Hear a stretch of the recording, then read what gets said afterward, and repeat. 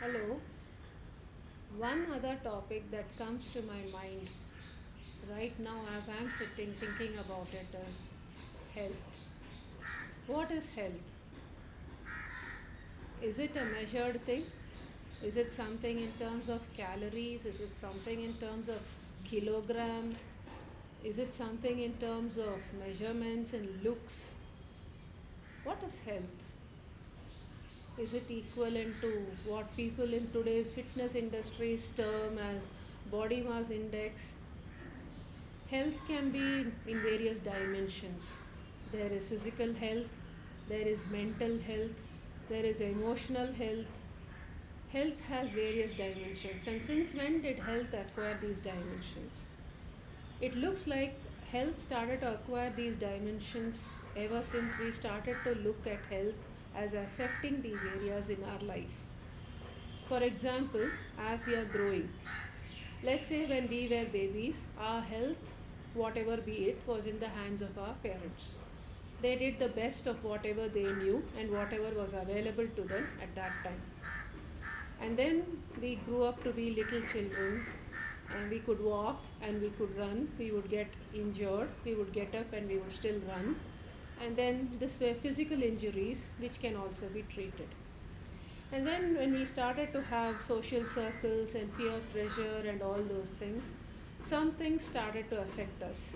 The way people would talk to us, the way people would not talk to us, and all this started to put some kind of stress on some kind at different levels in our emotions. So this is what started to cause maybe the anxieties, the depressions, the performance pressures, and all these things. And then what happens? We grow up towards being youngsters, and now there is another kind of pressure that's coming up because now we want to measure up to our peers, not only as adults, but as also because we are now feeling attracted to the other side of the gender. So, to bridge this gender gap socially, we undergo social pressures. And here again, our health can take a toss if we wanted to allow it, because we start focusing on food in the wrong way. We start to think we should stop eating certain kinds of food or stop eating food at all, which finally also affects our physical health. And in the process, we also affect our mental health because emotionally it makes us weaker because we think this is what other person wants. So it's like we have all these thought processes coming and making a mess inside our head. Then what happens? We grow, we marry, we may not marry, we may settle into a partnership, we may have children, we may not have children, we grow through the middle ages, and then we have what is known as lifestyle diseases. Where do lifestyle diseases come from? Apparently, it's because of the lifestyle we lead. In today's times, many people take up to jogging, going to the gym, building up muscles, and what's the side effect of it?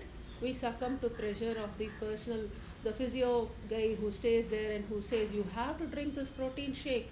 It will build your muscles, it will make you lose weight, it will make you lose your fat. There goes our money. Then what do? We start looking at food differently. We don't mind ordering food, but whatever is the food we cook at home, we don't look at it properly. We stop eating food. Some people even do compensation because they're counting food in terms of calories. So they'll say, I want to eat an ice cream, I want to have a dessert, so I will forego some other food. So the healthier options are sacrificed. So by the time we are going towards 40 and 50, which is the new youth age, considering that many people can live up to 80 and above, what happens is we make ourselves physically go to a place where our bodies are unable to function to the desired optimal level just because we started to listen to everybody else's opinion about how our health should be, not leaving aside the bombardments that come from televisions and advertisements that say we are not doing good enough for our own health. There is something called inner wisdom, which I have also introduced here. We don't listen to the inner wisdom. The inner wisdom says eat. We don't eat. We go and we starve. And with the food fads that have come along now, I hear so many now. Some people do fasting and feasting, intermittent fasting, keto diet, paleo diet. It's tiresome. What happened? Why have we messed with the food that we eat in our life? What is happening to us? If we really care about our health, why have we started to follow it as a fad? Why have we stopped listening to our body? We did listen to our body when we were babies. We did not know how to ask for food.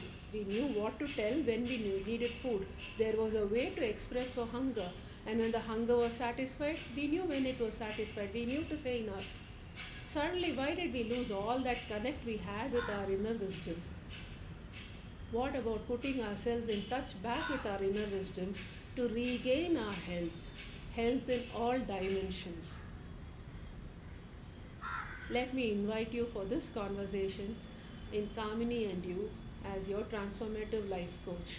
Because rather than go and visit your doctor and start having medicines with your side effects, let us go and see in our kitchen what are we doing to take food as medicine and start curing our bodies of all those symptoms that we seem to have developed with health.